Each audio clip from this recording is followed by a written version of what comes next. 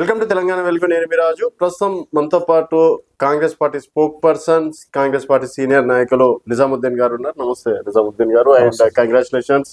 మీరేదైతే 10 రోజుల కిందట మన ఇంటర్వ్యూలో 14వ తారీఖు నాడు కాంగ్రెస్ పార్టీ 20 నుంచి 30,000 మెజార్టీ వస్తుంది అన్నారు. అదే ఫిగర్ రావడం అనేది జరిగింది. సో ఎట్లా అనిపిస్తుంది సార్? మొత్తానికి మీరు షేక్పేట్లో కూడా ఛాలెంజ్ చేశారు. సో అనుకున్నట్టుగా కూడా మెజార్టీ తేవడం అనేది జరిగింది. ఓవరాల్గా ఏమంటారు గెలుపు పైన? గత 3 నెలల నుంచి జూబ్లీహిల్స్ అసెంబ్లీ కాన్స్టిట్యున్సీలో నేను తిరుగుతున్నాను. నాతో పాటు రాష్ట్ర మంత్రివర్యులు పెద్దలు వివేక్ వెంకటస్వామి గారు ఉన్నారు. మేము ప్రజల వద్ద వెళ్ళాం. ప్రజల్లో పోయి మీకేం సమస్యలు ఉన్నాయి వాళ్ళకు అడిగితే, ఎట్లా సమస్యలు ఉన్నాయంటే బేసిక్ కమ్యూనిటీస్లు గత 12 సంవత్సరాల కాలంగా 10 సంవత్సరాల కాలంగా బీఆర్ఎస్ ప్రభుత్వం ఉండే 12 సంవత్సరాల కాలంగా 3 సార్లు మాగంటి గోపీనాథ్ గారు గెలిచినారు. డ్రైనేజ్ సిస్టమ్ కానీ, రెయిన్ వాటర్ సిస్టమ్ కానీ, సీసీ రోడ్లు కానీ, స్ట్రీట్ లైట్లు కానీ, ఎలాంటి బేసిక్ కమ్యూనిటీస్ని ఆయన టచ్ చేయలేదు. 12 సంవత్సరాల కాలంగా ఆయన చేసే రాజకీయాలు ఎట్లున్నాయంటే, ఒకరిని నొక్కనికి ఇంకొకరిని లేపాలి, గుండెలు పెట్టుకొని వాళ్ళని బెదిరించాలి. వాళ్ళు ఏమన్నా మాకు పని చేస్తలేరు మీరు అని చెప్తే వాళ్ళకి పోలీస్ కేసులు బుక్ చేపియాలి. ఇలాంటి దౌర్జన్యము గత 12 సంవత్సరాల కాలంగా జరిగింది. మా మంత్రి గారు ఒకటే అన్నారు, మేము కాంగ్రెస్ పార్టీ, ఇది ప్రజల పార్టీ, ప్రజల సంక్షేమం గురించి ప్రజాపాలన చేస్తూ మీ దగ్గర వచ్చినాం, మీ గడపకు వచ్చినాం, మీకేం ప్రాబ్లం ఉంది చెప్పండి, మేము 100% మీ పని చేస్తామని చెప్పినారు. ఒకటి తర్వాత ఒకటి వాళ్ళ సమస్యలు చెప్పినారు. అక్కడే స్పాట్లోనే మంత్రి గారు కమిషనర్ని పిలిపించినారు. జిహెచ్ఎంసీ కమిషనర్ కన్నన్ గారిని, హైడ్రా కమిషనర్ రంగనాథ్ గారిని, వాటర్ వర్క్స్ ఎండి అశోక్ గారిని పిలిపించి ఏ సమస్యలు ఉంటే కూడా స్పాట్లోనే, ఎన్ని కోట్ల రూపాయలు ఉంటే కూడా స్పాట్లోనే శాంక్షన్ ఇచ్చి, ప్రజలు ఇబ్బంది పడుతున్నారు, జూబ్లీహిల్స్ కాన్స్టిట్యున్సీని సమస్య లేని కాన్స్టిట్యున్సీగా తీర్చిదిద్దామని ఆయన ఎంతో ప్రయత్నం చేస్తూ 3 నెలల కాలం 100% బేసిక్ కమ్యూనిటీస్కి షేక్పేట్ డివిజన్లో 100 కోట్ల పైచిలకు అమౌంట్ శాంక్షన్ చేసినారు. సో ఇది జూబ్లీహిల్స్ అసెంబ్లీ కాన్స్టిట్యున్సీలో 200 కోట్ల రూపాయలతో డెవలప్మెంట్ కార్యక్రమాలు స్టార్ట్ చేసినారు. కొన్ని పూర్తిగా అయినాయి, కొన్ని మధ్యలో ఉన్నాయి. ఇప్పుడు మా ఎమ్మెల్యే గెలిచిండు నవీన్ యాదవ్.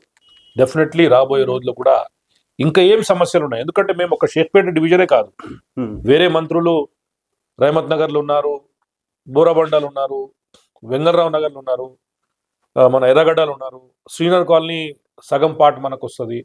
ఇలా ఒక్కొక్క డివిజన్కి ఇద్దరిద్దరు మంత్రులుగా డిప్యూట్ చేసి వాళ్ళకి ఏం సమస్యలు ఉన్నాయి, సమస్య పరిష్కారం చేస్తామని చెప్పినారు.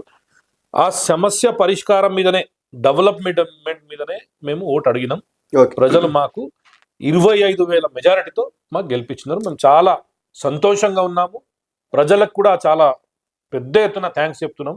మా కాంగ్రెస్ పార్టీని 22 నెలల కాంగ్రెస్ పార్టీని భరోసా చేసిన పనితీరు నచ్చి రేవంత్ రెడ్డి గారిని మళ్ళొక్కసారి జిహెచ్ఎంసీలో 2వ సీటు పట్టం కట్టినారు.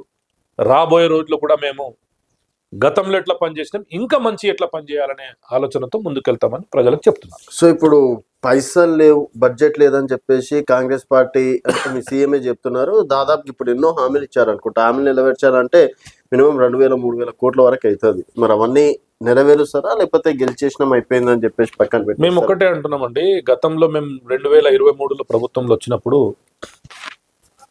8 లక్షల కోట్ల రూపాయలు ఈ రాష్ట్రానికి అప్పు ఉంది. ఆ అప్పులున్న తర్వాత కూడా ఒకటి తర్వాత ఒకటి మేము ఇచ్చిన హామీలు పూర్తి చేస్తూ 90% పూర్తి చేసినాం. ఇంకా 10% ఉంది. ఇవి కాకుండా కూడా గతంలో కేసీఆర్ గారు దొడ్డు బియ్యం ఇస్తే ప్రజలు తినలేని పరిస్థితి, మేము సన్న బియ్యం ఇచ్చినాం, అది మా హామీలో లేదు. ఇది కాకుండా ఎన్నో కార్యక్రమాలు, డెవలప్మెంట్ కార్యక్రమాలు అయితే మేము ఒకటి తర్వాత ఒకటి పూర్తి చేస్తూనే ఉన్నాం. ఇప్పుడు నిన్న ముఖ్యమంత్రి గారు ప్రెస్ మీట్లో చెప్పడం జరిగింది. రెవెన్యూ ఎట్లా తీసుకురావాలి, స్టేట్కి ఆదాయం ఎట్లా పెంచుకోవాలి, అది పెంచుకుంటూ చెప్పిన వాగ్దానాలు పూర్తి చేసుకుంటూ ఇంకా మంచి కార్యక్రమాలతో మేము ముందుకు వస్తామని నిన్న ప్రెస్ మీట్లో ఓపెన్గా చెప్పడం జరిగింది. ఇంకోటనే ఇప్పుడు ఇది నవీన్ యాదవ్ గెలుపు అనుకోవచ్చా, కాంగ్రెస్ పార్టీ గెలుపు అనుకోవచ్చా? నేను ఒకటే అంటానండి, ఈ రాష్ట్రంలో 22 నెలల నుంచి కాంగ్రెస్ పార్టీ ఉంది. రేవంత్ రెడ్డి గారు ముఖ్యమంత్రిగా ఉన్నారు. రేవంత్ రెడ్డి గారిని చూసే ప్రజలు ఓట్లేస్తారు. ఓకే, కాంగ్రెస్ పార్టీకి రాష్ట్రానికి ముఖ్యమంత్రి రేవంత్ రెడ్డి గారు. రేవంత్ రెడ్డి గారు పనితీరు నచ్చితేనే ప్రజలు మాకు అవకాశం ఇచ్చినారు. ఓకే, గతంలో కంటోన్మెంట్లు ఇచ్చినారు బై ఎలక్షన్లో. ఓకే. ఇప్పుడు రెండో బై ఎలక్షన్ జూబ్లీ. మన జూబ్లీహిల్స్ అసెంబ్లీ కాన్స్టిట్యున్సీలో మళ్ళొక్కసారి 22 సంవత్సరాల పనిచేసిన తీరు నచ్చిన తర్వాతనే మాకు మంచి మెజారిటీతో జూబ్లీహిల్స్ కాన్స్టిట్యున్సీ ప్రజలు మాకు ఎన్నుకున్నారు. మేము చాలా సంతోషంగా ఉన్నారు. రాష్ట్ర ముఖ్యమంత్రి గారు ఇంకా మంచి కార్యక్రమాలతో ముందుకు వస్తారని చెప్పడం జరిగింది. అయితే ఇప్పుడు చాలా మంది, అంటే దాదాపు 2 సంవత్సరాలు అయిపోతుంది కాంగ్రెస్ పార్టీ అధికారంలోకి వచ్చి, చాలా మందికి ఇంకా పోస్టులు ఇవ్వకపోవడం కూడా కార్యకర్తలు అక్కడో ఇక్కడో కొంతవరకు నారాజు అవుతున్నటువంటి మాట వాస్తవమే. మరి ఇప్పటికైనా సరే, అంటే 2 సంవత్సరాలు అయిపోయిన కారణంగా అయినా సరే ఇప్పటికైనా ఇస్తారా? ఇప్పుడు ఫస్ట్ టర్మ్ లో దాదాపు ఒక 40-50 చైర్మన్లు ఇచ్చినారు. 48 చైర్మన్లు ఇచ్చినారు. అది 2 years మాత్రమే ఇచ్చినారు. మళ్ళీ 3 years టర్మ్ ఉంటుంది. అవును. ఎవరు ఈ ఫస్ట్ టర్మ్ లో మిగిలినారు వాళ్ళకి సెకండ్ టర్మ్ లో అవకాశం దొరుకుతుంది. ఈ కాంగ్రెస్ పార్టీ పెద్ద పార్టీ, ఎక్కువ లీడర్లు ఉంటారు, మంచి పెద్ద ఎత్తున దీంట్లో వాళ్ళ ప్రెజెంటేషన్ కూడా ఉంటుంది. ఆ ప్రకారం మనం చూసుకుంటే డెఫినెట్లీ అందరికీ అవకాశం దొరుకుతుంది. అండ్ చాలా వరకు మైనార్టీలకి న్యాయం జరగలేదని మొన్నటి వరకు వాదన. ఏదో సరే ఎలక్షన్స్ ఉన్నాయా లేకపోతే ఇంకేటో అనుకుని అజరుద్దీన్ గారికి మంత్రి పదవి వచ్చింది. సో ఇప్పుడు మైనార్టీలకు కూడా పెద్దపీట వేస్తారని చెప్పేసి అనుకో. 100% ఇవ్వాల్సిందే, ఇయ్యక తప్పదు. ఎందుకంటే కాంగ్రెస్ పార్టీలో సామాజిక న్యాయం అనేది ఉంటుంది.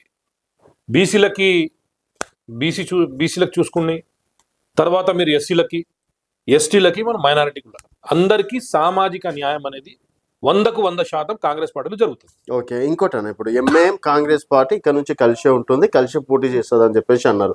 ఎంఐఎం మీద మీలాంటి నాయకులు కూడా గతంలో ఫైట్ చేసినటువంటి రోజులు ఉన్నాయి. ఇప్పుడు ఫిరోజ్ ఖాన్ కావచ్చు, లేకపోతే కార్వాన్ కావచ్చు, చాలా ఏరియాలు ఉన్నాయి.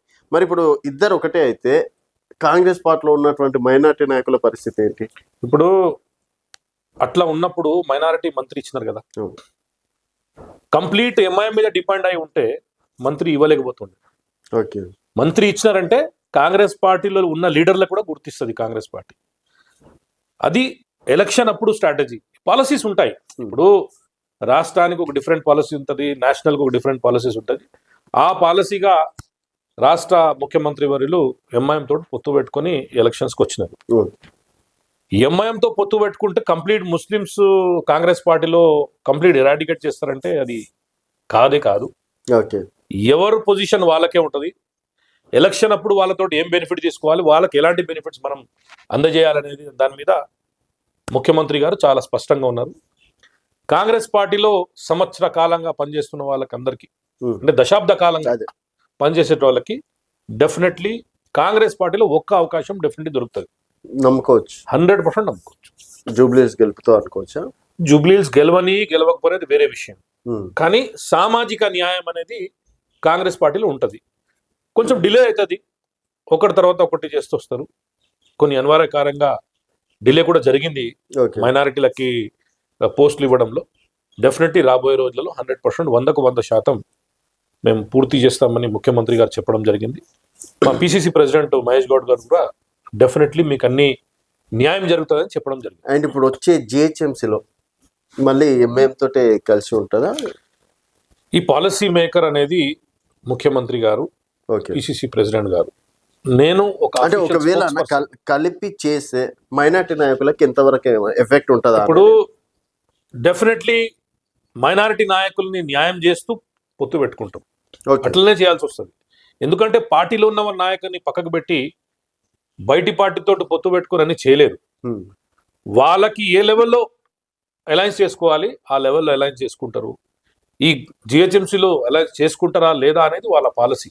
ఓకే, హైకమాండ్ డిసైడ్ చేస్తుంది ఏం చేయాలనేది వాళ్ళు చేస్తారు. కానీ పార్టీలో పనిచేసిన నాయకులకి 100% గుర్తింపు వస్తుంది. ఓకే.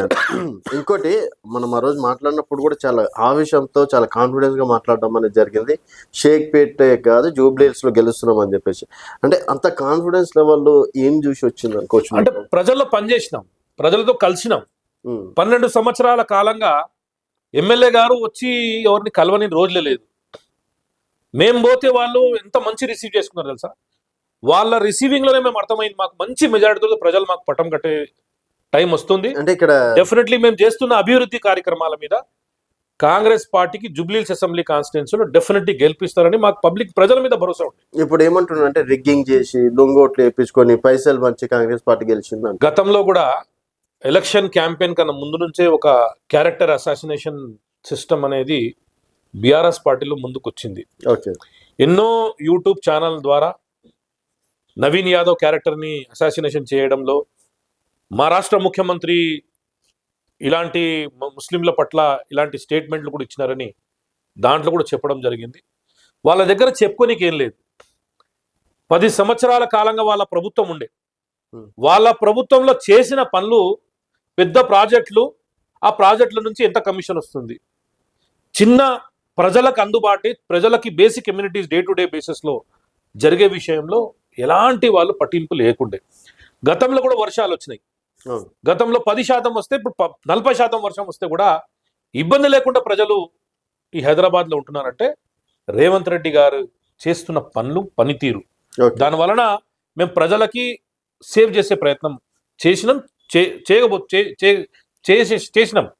ఎందుకంటే పని చేయాలనుకున్న మనసులు ఉంటే డెఫినెట్లీ 100 దారులు ఉంటాయి. లేకుంటే మాకేం కావాలి, మాకేం రావాలనే ఆలోచన ఉంటే అది తీరు వేరే ఉంటుంది. సో ఇక్కడ మీ అభివృద్ధి గెలిపించింది అంటారు? అభివృద్ధినే మాకు గెలిపించింది. పైసలు అవి ఏమన్నా చెప్పుకోండి. ఎలక్షన్స్ అప్పుడు కేసీఆర్ గారు చేయలేదా, బీజేపీ చేయలేదా, కాంగ్రెస్ చేయలేదా అని ఎవ్వరు చూడరు. ఎలక్షన్ గెలవాలి. మేము ప్రజలకి అభివృద్ధి కార్యక్రమం చేసినాం, ప్రజలు మాకు తిరిగి ఓటేసినారు. ఓకే. సో ఇప్పుడు గెలిచిన తర్వాత పైసలు ఇచ్చి గెలిచినారు, రిగ్గింగ్ చేసినారు అంటే ఏం కాదు. మంచి సిస్టమ్గా ఎలక్షన్ జరిగింది. ఎలక్షన్ కమిషన్ ఉన్నారు, ఆయన హయాంలోనే ఎలక్షన్ జరిగింది. మా ఎమ్మెల్యేల మీద కూడా కేసులు బుక్ అయినాయి. అలాంటి చేస్తుంటే మాకు ఎన్నో కేసులు బుక్ అయ్యి మాకు కూడా డిఫరెంట్ మేము ఎదుర్కొంటుండే. తప్పు చేస్తే మా మీద కూడా కేసులు బుక్ అయినాయి.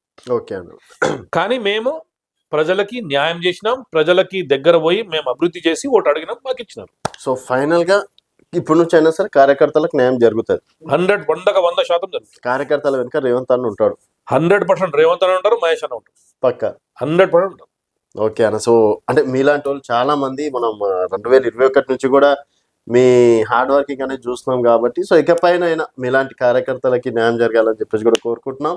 అండ్ మనం కలుద్దాం అనుకున్నాం, సో మొత్తానికి గెలిచినాం. కంగ్రాచులేషన్స్ వన్స్ అగైన్ అన్న.